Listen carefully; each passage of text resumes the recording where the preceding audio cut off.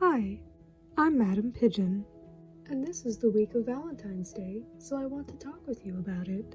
in case you're behind your screen like, Ugh, I don't even like Valentine's Day. I hate seeing all these couples together all happy and stuff. It's just an invented commercial holiday that... First of all, I think that your feelings are valid. Many people think that way, and Valentine's Day isn't everyone's thing, nor is it mandatory to celebrate it. Secondly, this video is not necessarily just about romantic relationships. It's about how you can show love to anyone in your life, your family, your friends, your classmates, your co-workers, whoever really. how do we show our love? Well, with the love languages, of course. There are 5 main love languages, and each person has one or a few that they prefer most. They call it their primary love language. Maybe you don't know what the love languages are. Allow me to tell you about them. I have some friends here who will tell you about each of them. I will also be telling you about one of them myself later on. First, hi, my love language is words of affirmation. I like to express my love for people by saying nice things to them, complimenting and encouraging them, and writing sweet notes. I just love it when I receive a card from someone. Sometimes they have money in them, and the money is nice, but I think the words are where the love really is. Hey, I got you a card. Oh, thanks. Thanks again. Oh, thank you so much. Wow, this is really nice. I really appreciate it. I mean, you took the time out of your day to get me this card, write in it, and give it to me. Thank you. When I say that my love language is words of affirmation, that doesn't just mean that I like receiving compliments. It also means that words are really important to me, and I think it's important to be considerate when speaking to someone. As someone who likes to give and receive love with words, I can feel invalidated when what I say is just dismissed or not taken into consideration. I feel sad. Then try not to be sad. Cheer up. It's normal and okay to feel sad. Do you want to talk about it?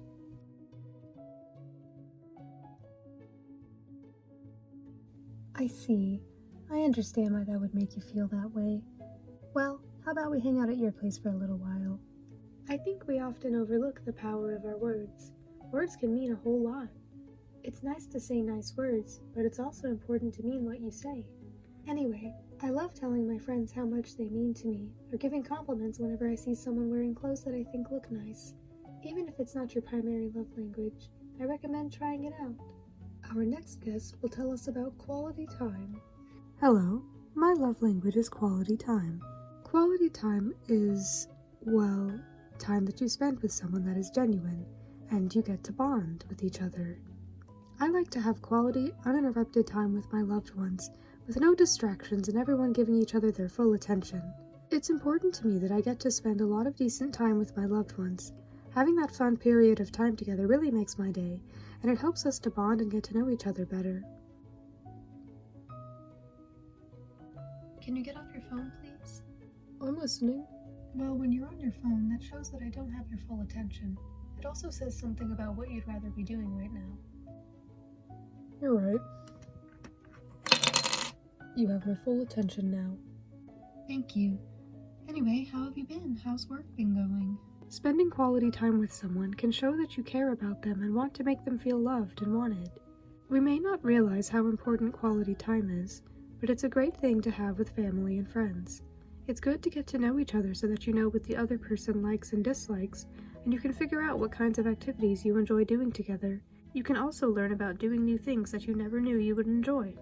The third love language I want to tell you about is physical touch. Well, actually, I'll have one of my guests do it. It's not my turn just yet. Hi, my love language is physical touch. I love to give everyone I meet hugs, and whenever someone is going through a hard time, I like to let them know I'm there for them by sitting next to them and giving them a hug or holding their hand. Or paw, flipper, fin, whatever it is that they have. Sometimes I just feel overwhelmed by how much I love a friend, so I just want to hug them to get it all out. When I feel down, a hug, cuddle, or even just a hand on the shoulder can help me feel better. I've had such a long day. Can you rub my back? Nah. Yeah, of course.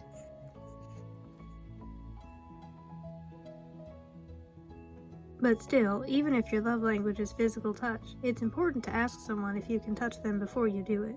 Not everyone is comfortable with being touched. It's important to know people's boundaries and what they are and aren't comfortable with. Oh, hey, I'm so excited to see you, cousin that I've only seen 3 times before in my life. Hey, please don't just run up to me and grab me like that. Oh, I'm sorry. I didn't mean to make you feel uncomfortable. Hey, it's been a long time since I've seen you. Can I give you a hug? Sure. Hello. Now it is my turn to tell you about one of the love languages. The one I will be talking about is acts of service. Acts of service is doing kind acts for another, especially when you do it without expecting anything in return. It can be doing a favor for someone, running an errand for them, doing a chore for them when they're sick or really don't feel like it, making a sandwich for them, going grocery shopping for them. Okay, you get the idea. I'll just show you the examples.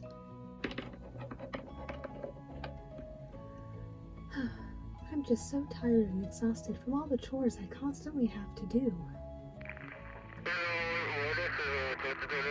I sure could use some help.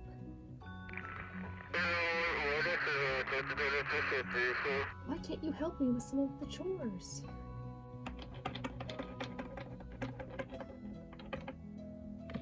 Would you like some help? Oh, you don't have to do that. Besides, it's your day off. Well, you seem stressed, and I know you've been doing a lot lately. How about I take care of this, and you can just rest? I'm happy to help, especially if it takes the burden off you a little bit. Well, thank you. Doing acts of service for each other shows that we are willing to help and make things easier for each other, and that we are willing to put others' needs before our own at times. Being willing to help and make things easier for each other is a great quality to have in a friend. It shows that we don't just care about ourselves and that we care about how others feel too. Sometimes we expect others to show us love in the way that we want to be loved, not in the way that they want to be loved. Without realizing it, we can become selfish and not considerate of what our loved ones may want. So that's why it's important to know your loved one's love languages. My goodness, how many times have we said love in this video? Hey, I'm here to tell you about the last of the 5 love languages, gifts. Both giving and receiving gifts, like we do with love. I love to give my friends gifts for birthdays, Christmas, anniversaries, Valentine's Day, even Easter. And if I'm being honest, I love to receive gifts too. I just love to be in the store, browsing, seeing all the different options, and thinking about which would suit my friends. I like to think about the things my friends like and get them gifts related to those things. I love to see the joy on their faces when they open a gift from me. A common misconception people have about my love language is that it equates to materialism. That is not the case. Gifts don't have to be expensive. When you hear gifts, you might think of things like a car, a new TV, or expensive clothes. But to me, it's not about the cost at all. It's about the idea of you seeing something, thinking of me, and getting it for me. Maybe you saw something at the store that you thought I would like. Or maybe you saw something that reminded you of me. Maybe you got that one thing that I just couldn't stop talking about.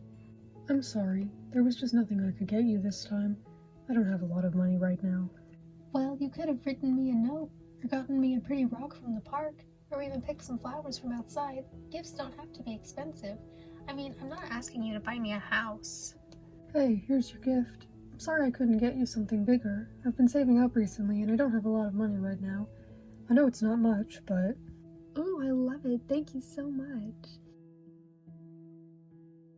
So yeah, if someone in your life has the gift-giving love language, it's good to consider what they might like as a present. And be sure to show your appreciation whenever someone gets you a gift. It can be useful and worth asking your loved ones what their love languages are. I think it's important to know the love languages of those who are close and important to you. There's a free quiz you can take online that can tell you what your love language is, as well as what % you identify with each of the love languages. Not everyone expresses and feels love in the same way. It's important to understand that everyone works differently. We cannot expect ourselves out of someone else. Well, I hope you learned something from this video, and maybe it helped you learn more about yourself. With that being said, I hope you had a lovely Valentine's Day, and remember these things for next year and always. Hi, thank you for watching the video. Let me know what your primary love language is. Comment it down below. Mine is words of affirmation. I plan on making more Valentine's themed videos in the future when I get more of the pets with hearts on them. I also wanted to say that after this video, I'm planning on uploading, on average, more like once a week rather than 2 times a week, but I will still be uploading pretty often, and I'm excited for you to see what I have in store for you.